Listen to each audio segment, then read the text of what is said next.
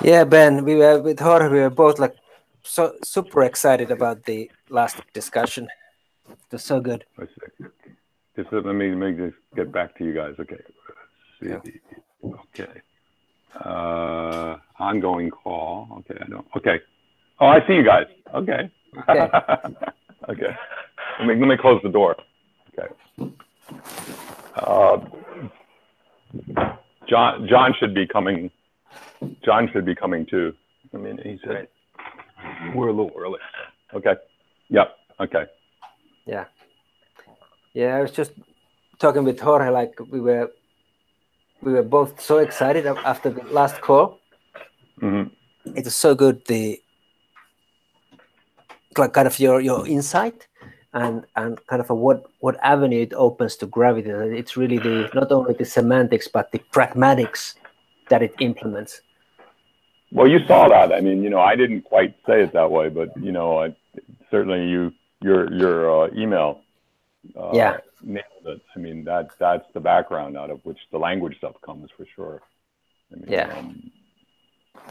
I also talked to Emmanuel yesterday. I had dinner with him, and he may or may not be in the country. He's leaving for South Africa, but he also said that he would love to meet as a small group, maybe if we can, with him, but he doesn't want to appear in public at all because okay, he's got some kind of relationship with a hedge fund. And so there, but he said, anyway, he would love to meet, but actually, the reason I saw him, one of the things I wanted to talk about with him was actually related to the issue that you raised. He has a very interesting paper on what he calls tick time or intrinsic time. And it's the time of trading that's based upon frequency and not chronological time. So it's really indexical time versus the empty homogeneous sort of time that physics basically presupposes. And he argues that this tick time is a more accurate measure. And if you use tick time to calculate things like volatility and things like that, you get a different quantitative calculation for implied volatility, which is used to calculate the price of an option. And it's the same problem of the relationship between something that's semantic, abstract, homogeneous, formalizable, and something that is indexical or pragmatic. So that's, of course, this general, issue. Indexical time, it happens in language between the difference between what are called aspect systems. I think Finnish is an aspect system, and tense systems like French. French is a tense system. And aspect doesn't mark the past, present, or future. It just means whether or not an action is completed or not. And like Chinese is like that. And then you calculate past, present, or future with reference to the frame, which is often the moment of speaking. So if something is completed with reference to the present moment of speaking, then of course it counts as what we would normally count as a past. But in French, there's a direct particle, grammatical reaction that says, past before the moment of speaking. So there's this structure in language between, you might call it non-indexical categories and indexical categories. And it's the grammar that coordinates them. Okay. So it sounds like Jorge's and you guys have tried to figure out a way to do this for call it these computational matrices. I mean that you can coordinate all these things in real time as they unfold. And that would be, that was the intuition I had a while back, that's what you were doing. Yeah. But I didn't talk about it as a grammar until Jorge basically, talked about it. So I said, okay, well then, that's something we can talk about at some point. Yeah, Was exactly. Jonathan just here? Was Jonathan just here or not? I just saw something. I think so. Okay. We just have No. three of us. No, he said no. He left. He's gonna try again. Okay. Piko's here too. Yeah, I can. People. Pekka. Okay. Hey, you guys are all there. Hey, I'm gonna write to Jonathan. He needs to use Chrome or some. Yeah, he needs to use the app. I had to download the app. Hangout, I guess, whatever it is. Hey, Pico. Hello. I can see you in a painting. You got a painting around your head. Trying to represent myself aesthetically. I'm positioning my head from the painting. Yeah. This is our ultra believable hardcore barely hot now. Yeah. Which is has joined graciously. Which is actually good. I think now we're getting some actual shit. Some great. Oh yeah. Yeah, great. Hey, so okay. There's back. Oh, Jonathan's here. Okay. Yeah. Okay. We're all here. Google Hangouts. We're all here. Sorry, I had to change browsers. Yeah. Okay. Cool.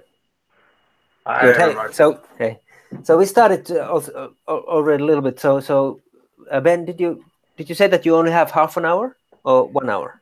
No, John, I have to leave at a little bit before 1 because I have a dinner. That's cool. Lunch. Okay, 1. Yeah, that's good. So, I think Jonathan has to leave a little earlier. 12:35. Yeah. Okay, great. So I have lunch.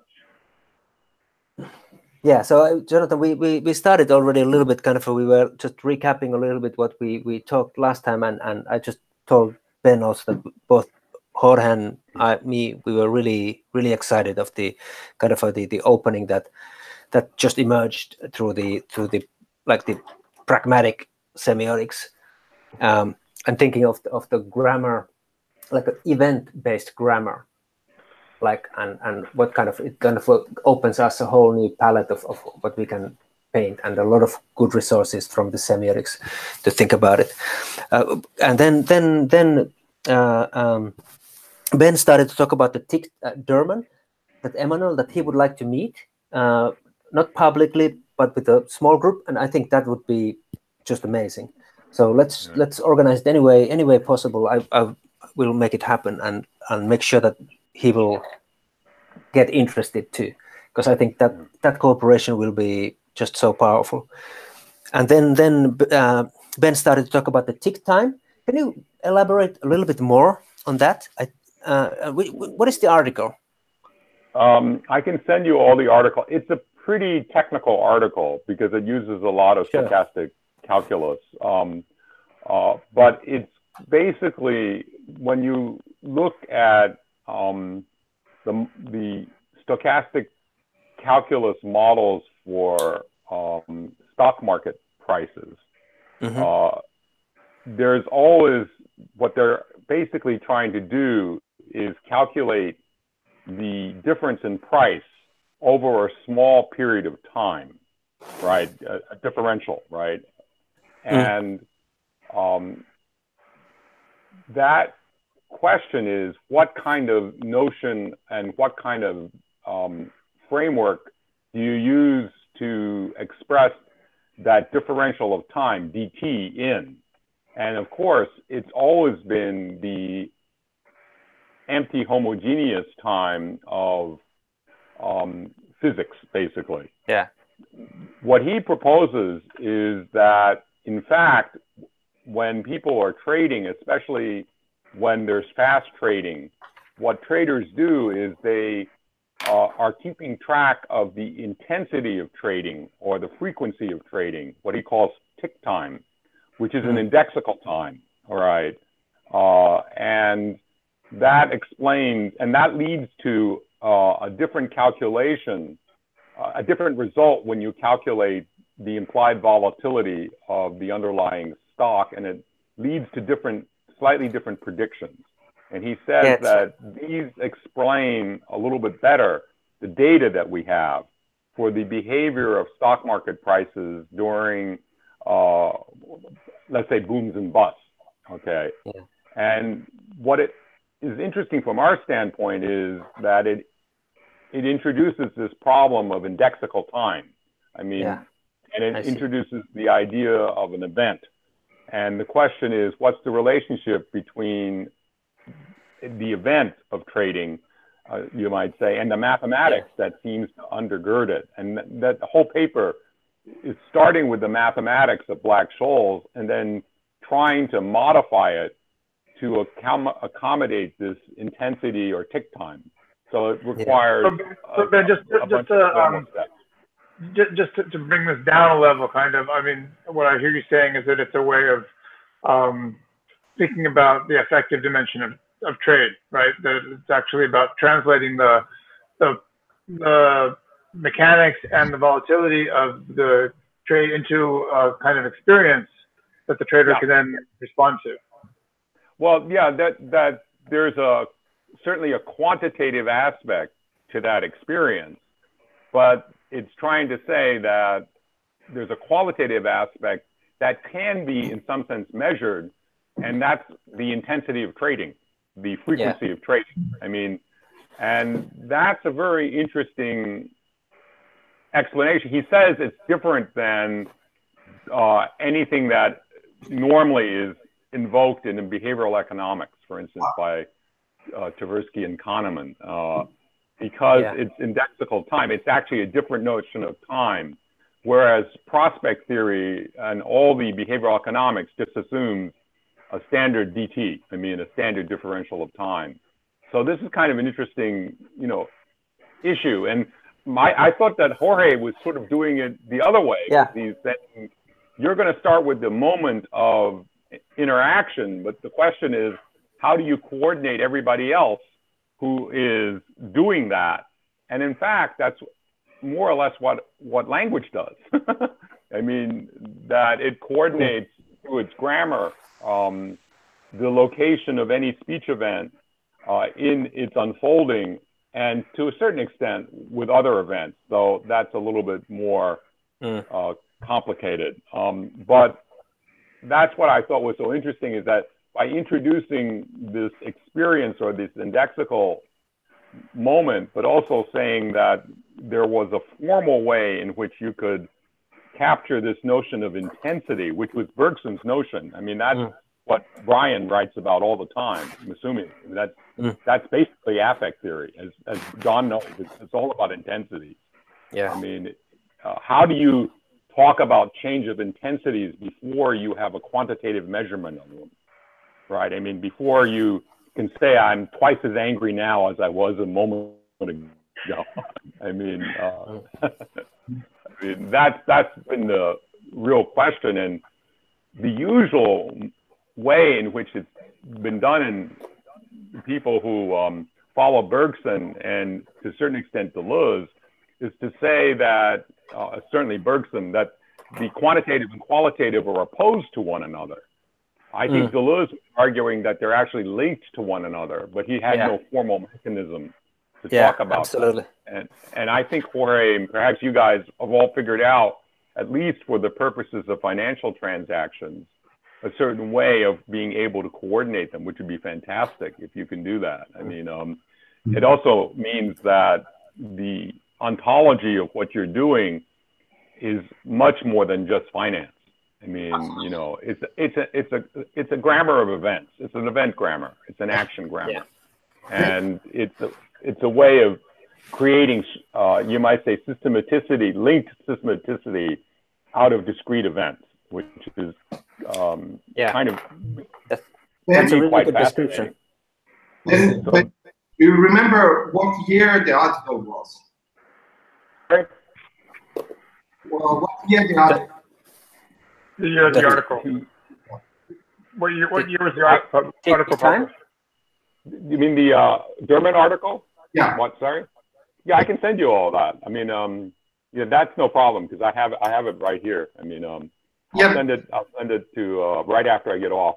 I mean, yeah. The reason I'm interested is that when kind of looking at space, I did quite a lot of deep diving on the, let's say, the last 10 years of algorithm trading. It's really interesting, especially the last 5 years. Essentially, the nature of the market, essentially, if you kind of evaluate it by what moves most of wealth, like if you put the market in rows in terms of wealth, so currently traders are what is normally understood as traders are standing at a little bit under 10%. So they have moved in the last 10 years from being a factor in the market into almost a non-factor. Then algorithmic trading is somewhere from 70 to 80% of the market moving. But then about 50% of the algorithms is fast time. And why I was asking about the year, because most of the algorithms are essentially kind of functioning in kind of prediction of waves based on volatility. So most of the fast algorithms are essentially trying to find wave patterns. And then in a nanosecond pace of small little buys, they often own a very large index, like 2,000 different units of various things, and they often own the same things, but they change their ratios by finding a pattern and buying a micro low and then selling micro high and over again, like maybe 1,000 times a second. And that's most of the financial market. But it actually is based on this sort of information that is kind of not just based on time, but actually the volatility, and using those as parameters to tell in a sort of simple way, because they have to be really fast. They are not the most complex algorithms. But still utilizing this kind of factors that you seem to refer to also be present in this big time to make their little buys and sells to make value for this giant index. And that's most of financial markets. Like normal investment is almost normal. No, I having Pico was breaking up a little bit. I'm gonna it's difficult. See if I can get another set of headphones. Just no, it's not. It's not. It was the microphone. It's their problem. Yeah. Oh, okay. Okay. You had the same problem. Yeah. Okay. Yeah. No, actually, but the next time you speak, could you sort of speak more directly into the microphone? It's just a really garbled transmission for some reason.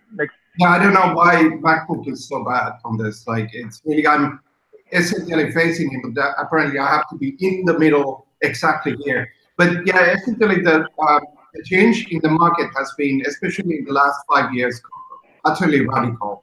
Like, an investor is now under 10% of any like wealth base, like how much wealth is moved per month, per year. It's about 8% of the whole trading. You know, like a traditional investor who is actually looking the health of the stock or any kind of investment target is almost a non-factor now. But the algorithm trading, which is about 70–80% of general wealth, like 50% of that is still fast, rapid trading. But that rapid trading is precisely functioning in this tick time. So their common algorithmic pattern is no, Pekka, you misunderstood. That's not the tick time. That's not the tick time. Tick time is in kind of intense. It's affective time. It's not fast time. It's like it's different. Well, here's the question. I don't know the answer to it, and I can find out when I ask. The description that both Ilya Yash uses for this phenomena and Derman is the time of market makers. Okay, so it's not most trading. Okay, it's the people who try to keep liquidity in the market. So we got to figure out how much of this new algorithmic trading, how much of it is encroaching upon actual market making. It's not like when you enter a trade in a computer or things like that and it executes it, the market maker actually is building up positions and making the bid-ask spread coordinate. Okay, so I don't know that answer. I mean, and I do know that almost no. has been changing. I mean, so what I meant by the kind of relation to tick time was that they're exactly looking at the volatility relation to the moment to build different kind of patterns. So it's not just the fastness, but it's actually finding the time that is a factor of volatility in itself. So while it's not quite the same thing, it seems to have been this sort of algorithmic reading of this sort of analysis in and of itself. But in terms of how much algorithms are doing market making, essentially almost not. And this is part of the problem, that they are over 50% now of the actual movement of wealth, and they do almost no market making. No, this is the question, because the market making, of course, is, the effective load where you're, Ayash and others used to talk about. The question is, what is the role of that in the present, which I actually don't exactly know. Ayash gave me one answer, and I seem to have gotten a slightly different answer, though I didn't ask it directly to Derman. But Derman's not a trader. I mean, he's a quant. I mean, he's not sitting there doing trades. I'm not sure Ayash is doing trades anymore either.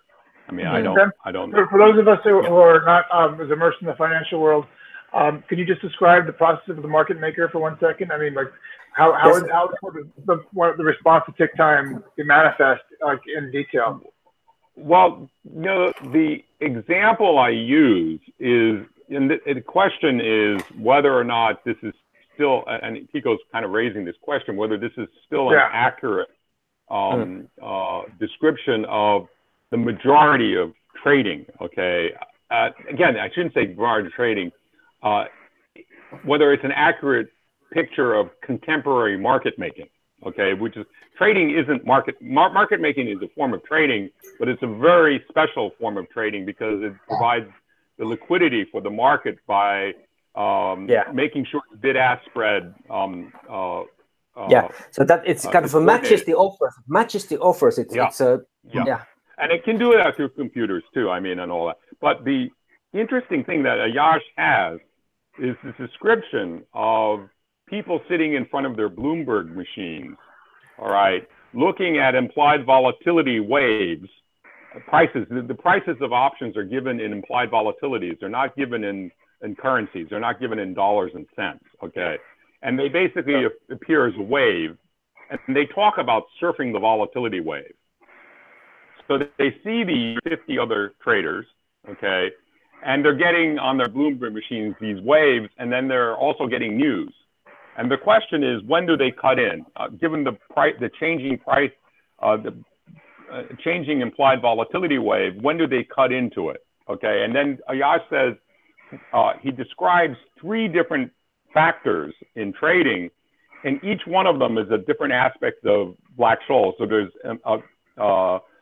time decay, convexity, and delta hedging, and each of them has a different emotion. And then he says you make a decision and you cut in, but the action before the decision is much more like a wave or flow phenomenon. You're kind of adjusting to what is happening in front of you, and then you decide to cut in, right? So it's a mixture of decision making and whatever you want to call this flow analysis, all right? And he's basically saying that the quantitative portion, which is the numbers, right, they're all calculated from Black-Scholes, and the affect that's associated with every single aspect of this go together, okay? And that somehow they're combined in the act of market making, all right? That's what I was always excited about. And of course, this is, as you know, John, this is a total Flusser territory, right? I mean, it's all about the fact that you can't do this without pixelated digital, media, and also the very calculations can't be done without these digitalized media and all that. And the fact that you're kind of kept in touch with both the world and all your other people in the room and other traders, that's part of what's going on. You're creating a community around this event, right? And got both a quantitative portion and a qualitative portion. That's kind of what I was getting at. Yeah. And that's what I was saying, that basically Jorge and his argument with Brian Masumi has been about. I mean, you know, you've seen that correspondence. I mean, Brian has a particular way of looking at this, but I actually think that they're not that far apart if you kind of rotate your lens a little bit. And I think what, you know, Pico's also trying to get, and all of us are trying to understand this, I'm going to say, grammar of events once they get coordinated. Because as you know, in discrete time, these things go separately, right? I mean, that's the question, is whether or not you can actually develop a way in which you can track them at the same time as they, you know, and, you know, as I said, language does the first step in this, but you've got something different and maybe even, you know, more, I don't know what to say precise, but more interesting as space and gravity develop. I mean, you both seem to have... More, Ben, about how is it that from the perspective of the agent in a linear timeline, it looks like choice making, like the matching of the offer. And from the perspective of the whole, what you look when you see is like these wave-like, non-linear wave-like systems. Yeah. Well, I was relying on an analogy which probably may not be completely correct. I think you're onto something with that view. Actually, I do believe that informationally is wave-like systems, but and the grammar actually does order like the two different offers, like through the choice. You make a choice over an offer. That basically someone in the system is offering you a choice, right, for you to make. Well, you see, what I thought of was in a paper Emmanuel gave me for this book project that I'm doing with Akbar Abbas and him. He sent me a paper, his draft of his chapter, and it's very peculiar. It starts with Spinoza, all right, Spinoza's theory of affect. He argues that Spinoza's theory of affect has a formal structure of a derivative, all right, and he basically says it has the formal properties of compositeness and dependency between the complex emotions and the simple emotions, the primary affects that he calls. So he actually has an idea about this. And then he says, the problem with Spinoza's model is that there's no energy yet in it, right? You have to have dynamic energy. And then he discusses the next chapter or section, Brownian motion, okay, which is random, all right?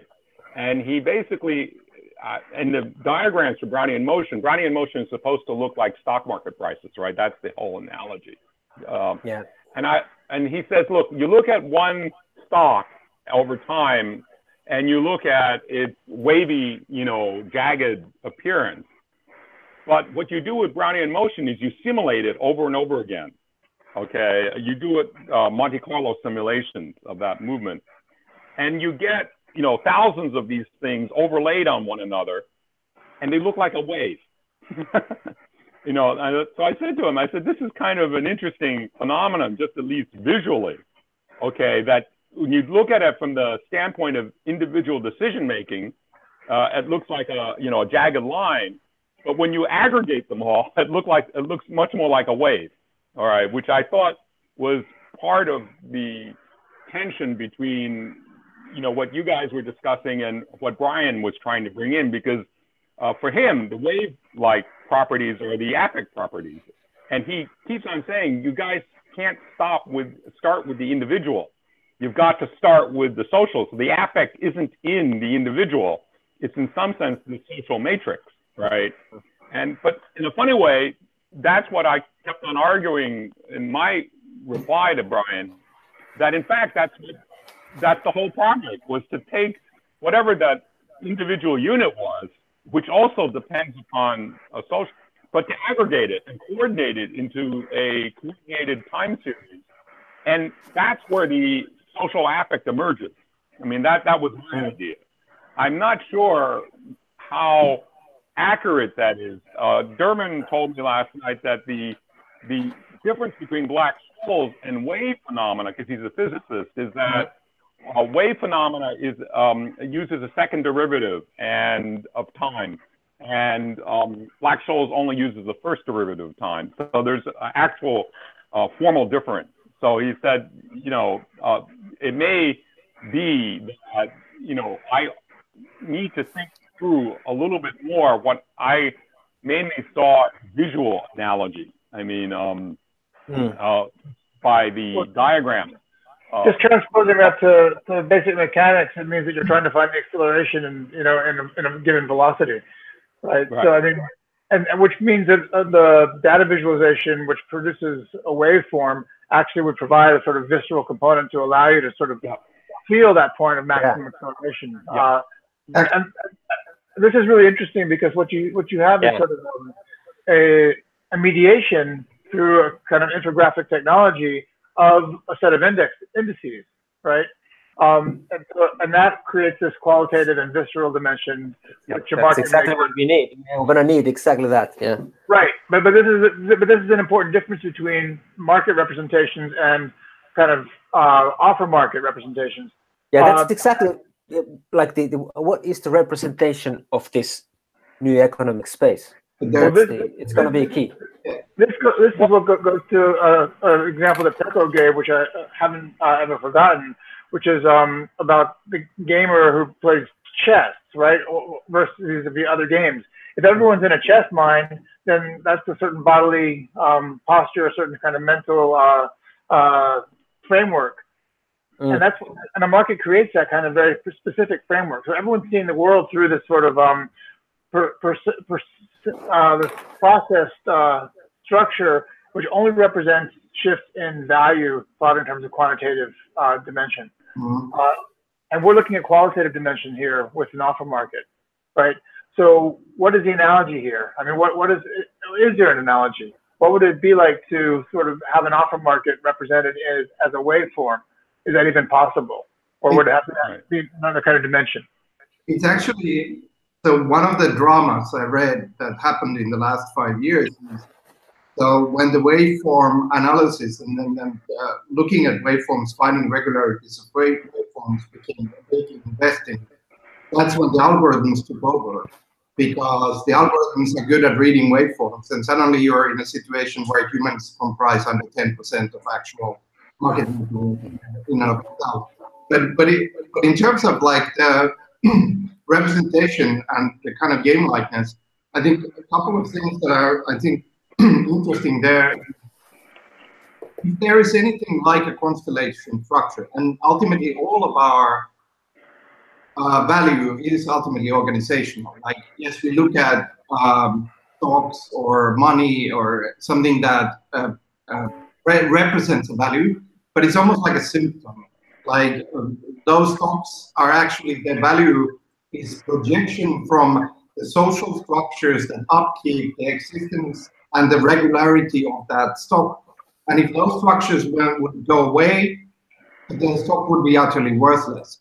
So this is one of the key reasons why in space constellation or constellation-like structure is so important. It's because ultimately all the value radiates from whatever structure you're able to put on it. And this also connects to the chess example. If chess is really a set of rules that forms its own system, and therefore it has internal values. And those values then play together in a manner that challenge the player to think ahead, etc., and suddenly find the chess player like rooting on the ball. If you have a different system with different set of values, you might find a very different player. But it's dependent on this sort of, that the constellation can exist and in itself play with its own values, so that it can create a state that one can call, at least to a certain extent, qualitative, not just quantitative. Within the constellation, I think I understand, I get that, and that makes total sense. But here we're sort of dealing with a value matrix of really radically heterogeneous values. I mean, Mm. we still haven't heard from Jorge the description of the value graph, which I'm waiting for at the edge of my seat here, and can't wait to get into. But the heterogeneity of values is part of the character of this space, the ecosystem. What what does a representation of that look like, right? Can it sort of be collapsed into this kind of monochromatic indexical mode, or do we need something else? And that's one of the questions I would want to ask. I mean, Ben's account of the translation between the quantitative and the qualitative, I think, is super important for us, and it actually brings home an experience that many of us, have had in various dimensions. But in terms of a design ideal or a kind of regulatory set of ideas for design creation, I don't know what this looks like yet. Yeah, I don't know. I mean, that was, I think, the key question. I was looking at Perry Merling's stuff on banking and finance because it's a flow analysis, and all the resources that the individual agent uses, in some sense, come from somewhere else. So, for instance, when you use money to buy something, that money comes from somewhere else, right? It's not, so in some sense, the set of choices that you make are already predetermined by your relationships or with other people. I mean, the resources the means that you use, at least in these financial transactions that he was talking about, because they're all viewed as ledger-like relationships, liabilities and assets and their movement. They're already, as Jorge is saying, that the choices themselves are already out of a social matrix. And what you're doing is you're kind of trying to figure out what's the implication of this action for that larger matrix, right? Yeah. I mean, so you're constantly moving between these, and then the affect part isn't there is an affect part in the individual decision, but the affect part is also, for instance, in the Yash thing, is in that volatility wave that he sees on the Bloomberg machine. Mm-hmm. I mean, in other words, there's already an affect there. Everybody's watching this and they're responding to it. And that's the history of just trades that have just been made, right? So in a funny way, the social affect isn't in the individual. You're responding to a social affect that you're immersed in already. And that's where I think Brian was really trying to get to, though I don't think he's expressed it very well. I mean, I don't think he quite understands what the effect of this coordinated time series would be. I mean, but I think that was the reason that he kept on saying you can't start with this compositeness, that you start with an individual actor agent and you build up the system from it, right? Because inside that set of choices that a person is making to make any kind of offer, they already are social resources, using resources that come from elsewhere. I mean, and that's where I think that Brian was onto something, but I couldn't quite express it because, I didn't see, and I have a funny feeling that, this value meter, or what you're doing is you're trying to tease out this other effective portion that can't be reduced simply to decision making. I mean, the thing that I think you share and you're immersed in, that you cut into and that you flow out of. I mean, something like that. And there's a very long discussion of this stuff in Csikszentmihalyi and all the design and flow and play material. I mean, that's a pretty, and it's always about modulating a spread between, goals and abilities, aspirations and abilities. It's basically a volatility spread. And so Derman told me, if you really want to understand this, he said there's a movie out, and it's a very funny movie. It's the French movie about McEnroe, John McEnroe. And he says tennis, especially as the stroke, you have a volley where the stroke intensity is increasing. He says that's exactly like what he meant by tick time. Right, I see. And people are responding to the intensity or frequency, the intensity of the volley, not chronological time. All right, they switch into this. I mean, Have and he to, said yeah. that that you imagine yourself as a market maker, and then all of a sudden the market speeds up. All right, you're constantly then shifting into a different frame, which looks at intensity. What is everybody else doing, right? That there are now, this stock is trading so frequently now when it didn't earlier. So it's a matter of frequency and acceleration, as John was saying, differential acceleration. I mean, and things like this, and that's what you tap into, and it requires a different time measure. And so that's the paper is about how to convert, the standard time measure into this instant, tick time measure. That's the formal part of it. Jorge's hand wants to say something. Oh, before mine? You get so excited. That's it. Yeah. Anyway, I'm glad you guys are jamming with this topic. So what I found the most fascinating part about the previous conversation, Ben, and I would like you to bring into this is actually last conversation was much more grounded than what it seems this one, because we're catching up. But the grounding point for me was in the derivative nature of affect and saying, hey, we can take all these qualitative dimensions, construct these derivatives, basically these computational transformations of those into a value that not only you receive, but you can also press against. Basically, that's what encoding it as a value that it's an offer that requires an exchange, an interaction, right?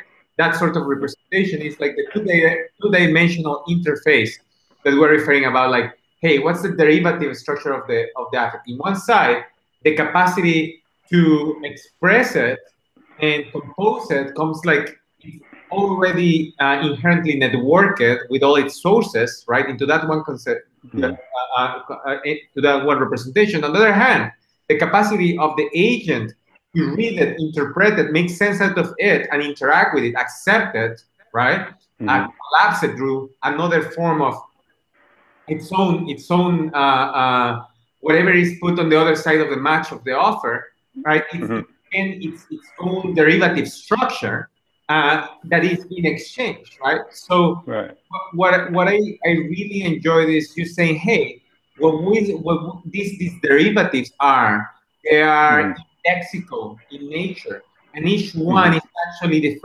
referring as a whole qualitative network, and they can describe themselves as qualias, and there's an indexicality, basically way to measure them and order them according to different, I don't know, indexes, according to how complex they are, how simple they are, and basically arriving at a languaging through the computational at a languaging that looks very much like what something like Brian Masumi is describing in terms of affect. So basically, what affect quantized, but still highly packed, densely packed information. Well, you see, what I thought that you had done is if you had a coordinated time series, that would give you a frame that will allow you to get a quantitative metric out of that the social qualitative called affect. Because the reason you don't have it earlier is that the events are not coordinated. They're not put in any common frame. You can't get a metric until you have them inside a common frame. So once you have them inside a common frame, then you have a way of being able to measure them.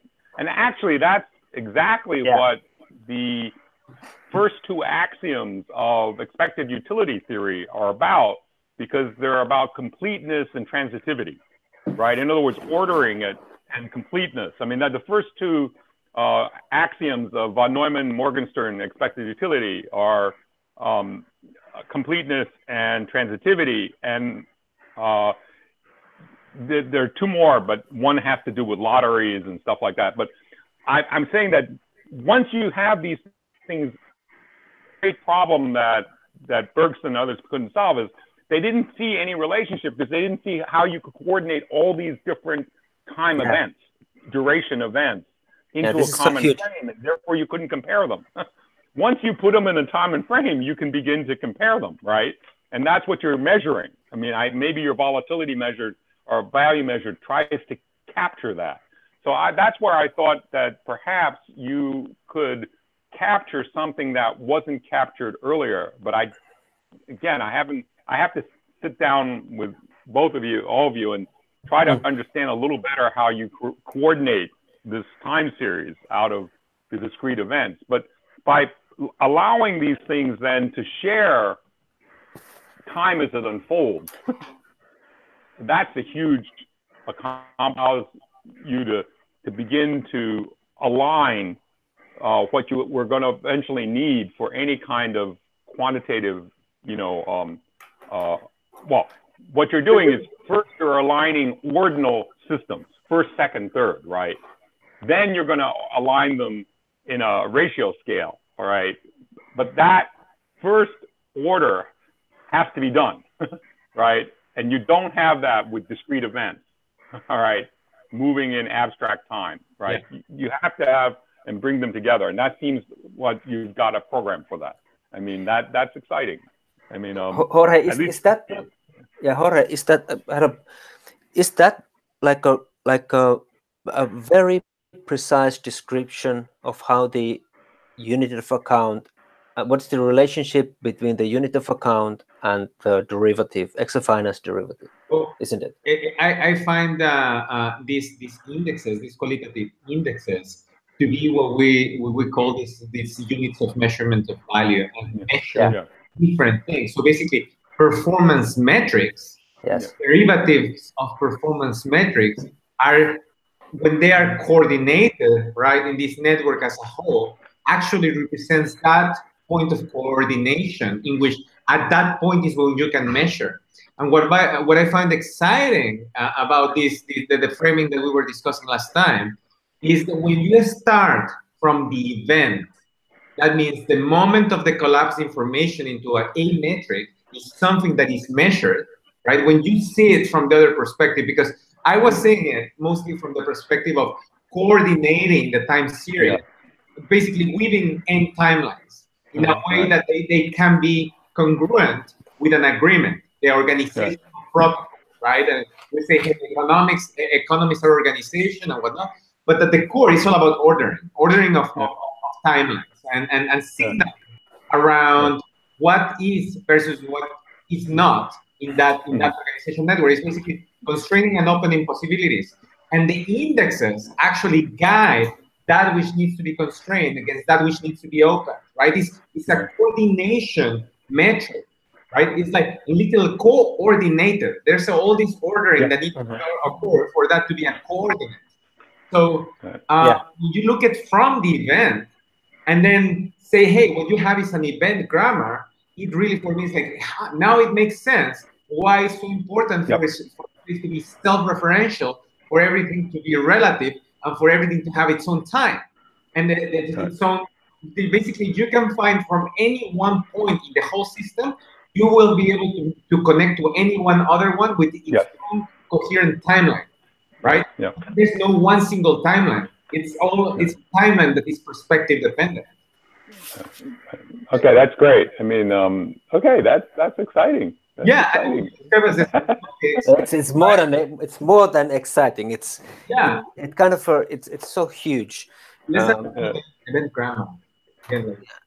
That's what I want to kind of more. Go there. Just one point. Like, in a way, like the more you have the structure itself in the economy, not just the token, but the actual structure, the more you have derivative relation. You have different composites that are regulated within the same economy. So if you have the structure itself similar to the economy, not just a token or a stock or something like that, that jumps into, let's say, the finance side, but that's really the only thing we see from there. But rather we have the system in itself of the organization as part of the system. We have vast amount of derivative relations that become possible. and possible to be represented, and possible to be utilized, etc. But it once again needs the structure. Like, so for me, like the key is often to recognize, like if one is playing the token, the stock, it's like football players that are only looking at the ball. They ultimately are really bad players. Ultimately, you have to look at the structure of the game to understand what's happening. And this is kind of, I think, the key thing to bring to the economy from multiple angles. And it's also for this angle, or the possibility of actually creating different derivative relations that are on the same trust level as the units themselves. Well, you know, if you think about it, the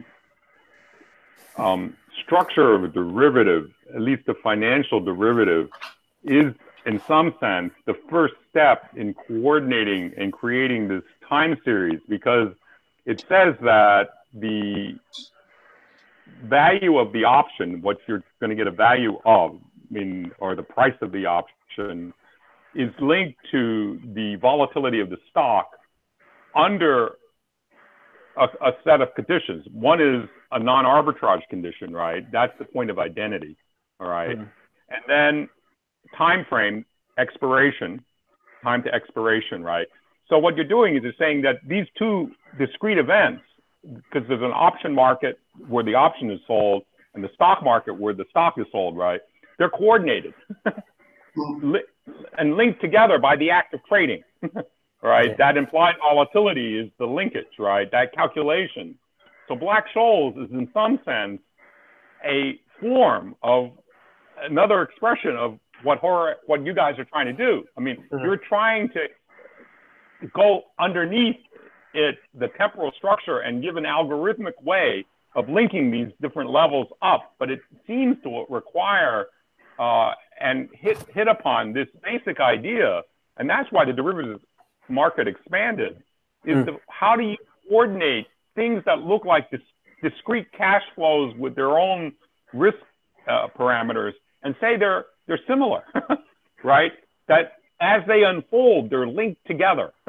And I think that you're saying is that in a funny way, this is, we've got a way of, in some sense, representing what the market looks like, the social form, all right? And that's the tension that you're working in. So you're always working with the level of the individual agent, but the agent is making his choices and using the resources that are socially created. So of course, whatever he does fits back into that, right?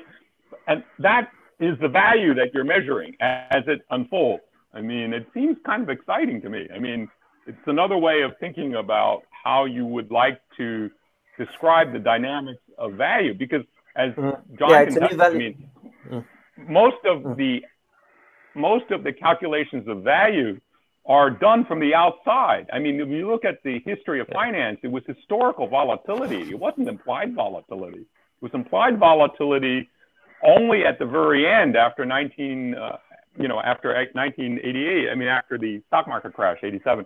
I mean, that you begin to get the smile and all these things. So there's something happened that, you know, this movement towards the event, all right, seems to be where the market and all these things and finance has been pushing, all right? And what you're saying is there's a way that you can model that in real time. And, you know, that seems to me that it's a platform for being able to talk about things like derivatives and things like that, since derivatives are basically how the behavior or the riskiness of one thing depends upon the riskiness of something else as it unfolds in real time. Yeah. I mean, that they're yoked together. I mean, and you know, that's pretty exciting. I mean, we have lots to talk about, obviously, because neither John or I understand anything about the black box that you guys are creating. Which is why I want to know about the value meter. Yeah, and then that we can do this to these different qualitative times or qualitative values. So it is really a different calculus of value that becomes possible. Okay, well, that's great. But we obviously talk again. I mean, because for information to get into these infographics, which people for which people can have an affective relation, to which people can have an affective relation, there's this process of homogenization. I mean, things have to be treated as trades and prices, and that's certainly an unbelievably powerful transformation, which has enabled modern finance, right? And the computational application of computation to the indices that are prices and trades. But we're looking at something which is even more complicated, actually. It's sort of like the problem of facial recognition software, right? I mean, it's a question of how do you create machines which can process other kinds of information which haven't been collapsed into price, right? The token gives us a sort of middle ground because the token is somewhere between money and quality, right? So I feel like we should think a little bit more. I mean, and this is a long-term project, but we should think seriously about how to sort of situate tokens with particular tonalities, particular affective dimensions. And I don't know exactly what this would look like. I mean, this is purely speculative, but I'm taking the spirit of Flusser and sort of projecting that forward, because a photograph is information. And what Flusser says, part of people are seeking in photography is new information. So there's a kind of, and so this is a very similar structure affectively to the wave, but with much more mention. Because if you're looking for new information in a photograph, basically what you're doing, you're trying to find non-redundant photographs for pursuing any interest, whatever. Right. So is there some kind of data display we could even begin to imagine? Maybe we don't have to do it today, but it's something I'm going to think about. Is there some kind of data display, some kind of VR scenario where you have multiple forms of information, not all of which are collapsed into price, right? Not all of which could still register volatility, could still would be configured in relationship to the specificity of an activity in a constellation, for example. And that would involve, to me, creating a set of markers, the same way as the beginning of image technology processing, people were sort of varying images and then creating tags, right? And images became increasingly searchable by the creation of tags. We would have to have some kind of system like that in an alpha market where the tags would be a way of creating data visualization. Yeah. Yeah. Really, This relates also I read this simple article about Alibaba and kind of how they created what they became was that they started to create all the information, all the different aspects that this new kind of a marketplace needs, and the new actors there, and we will definitely need to create something like that too. Like, what are all these new devices, new informations that you need to operate in the new economic space? The problem with it's the same problem with exotic derivatives. The thing, when you have an exotic derivative, the real problem is how do you price it? Yeah. And the way you price, how do you give it value? Its value comes from being able to figure out what it's related to, right? I mean, like a vanilla, all right? Pekka, just note, this is precisely what we've been thinking, that it's going to be the function of the exafinance, that it creates this market, it matches this. That's what it does. It creates the matches, and the first one is value meter is going to be that measure of that. I mean, that relationship between, you might say, the new thing, the exotic, and whatever you want to call it, which it also influences, right? I mean, that's the tension that you're trying to exploit. So what you want to be able to do is describe the project in those terms that are consistent with the great insight that you are building on, because you're saying, we're going to give you an underlying structure that allows you to be able to measure that relationship. I mean, that value meter or whatever. And I think that's very exciting. Yeah, and there's different qualities to this relationship, and this touches a bit what Jonathan has been saying in comments. So if that new, in a way, unconventional, exotic offering is to somebody who is exactly looking only to the profit margin of it, It's a very different situation from somebody creating a completely new form of, let's say, an organization and saying, for us, this is this value because of what we socially do. That offering is actually for people who are not exactly looking at it as profit, but more like a motivation. Exactly.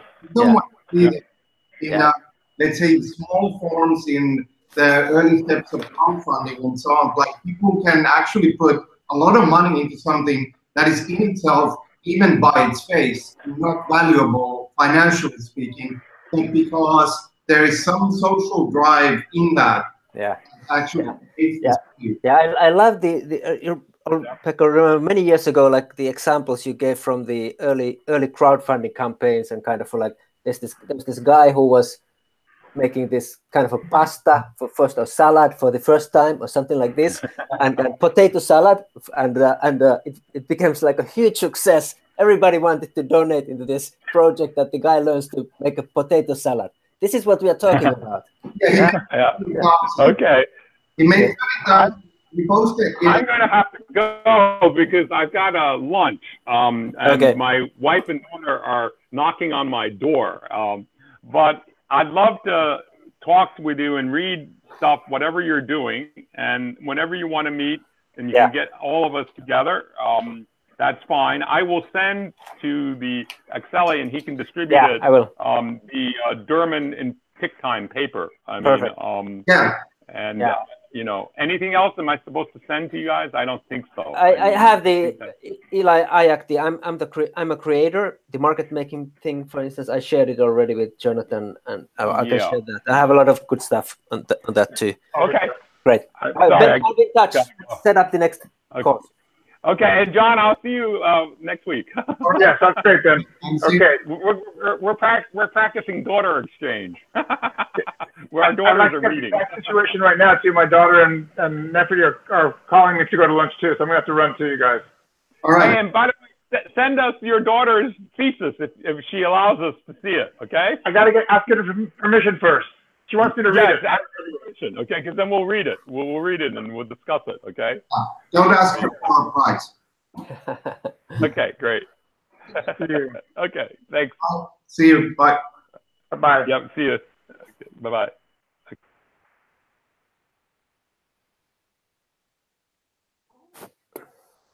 Great.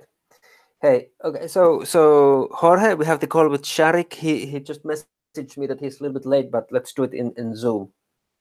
Okay. Anyway. Yeah, that was good that you start to ground it again. But again, the ending was good.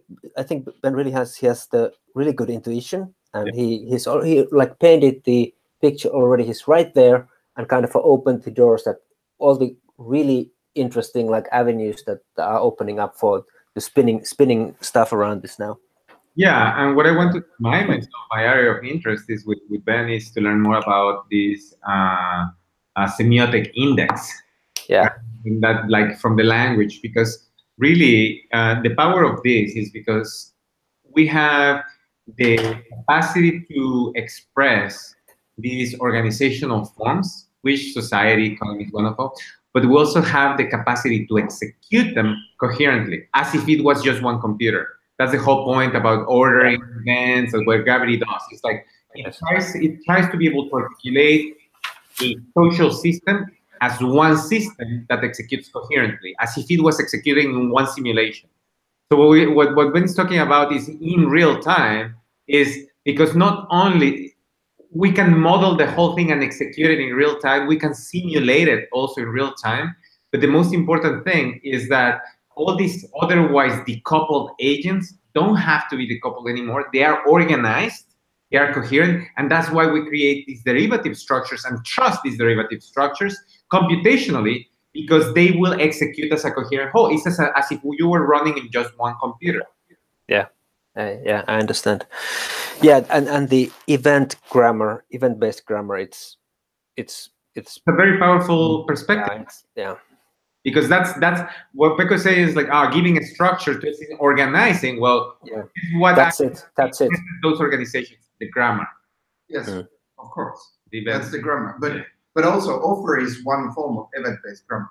It's not wrong, but it is essentially event designating an event. Yeah, it's describing a potentiality. Yeah, it's explicitly designating. This. I don't know what you Pekka think, but I think this could open us a really powerful like narrative and way to articulate it. It might be even better than organizational grammar, like the event. I mean, it could be like, to be honest, one line is the story. The truth is that the organization, in a way, it will be the most important thing in the end. Like the more I look at it, the story is a different thing. And I think like looking at the stories, we can also acknowledge that those whatever works as a story is good. Yeah, exactly. And we'll have different stories also. Yeah. But there is like, let's say, an increasing set of reasons. Even the talks from here, I see it more and more that actually the organizational, because it's the actual radiation value. Yeah. All the units are actually dependent. The derivation of value. Yeah. That's the tokens are nothing without that. So yeah, and with organization, Jorge, kind of we understand that it's the like getting the intent actualized, that you realize, turn it into a you program it, you coordinate it. Yeah, that it gets realized. So in that case, kind of what I've been thinking, kind of that there's the intent turns into when it turns into an event, so that we can like this process is there. So what what I've been thinking in terms of the accelerator, really what the accelerator task does, or what it must do, that it must accelerate this process.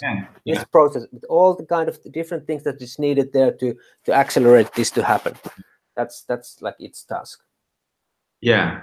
And then we will need to accelerate because there is going to be so much stuff happening that our heads are going to be spinning. Yeah. So it's really like the offer matching algorithm, the offer matching pattern, kind of that's how it needs to accelerate that. Yeah. Okay. Very good. All right. Good. But 2 minutes. Yeah. Let's go to the Zoom. All right. I'll start the focus.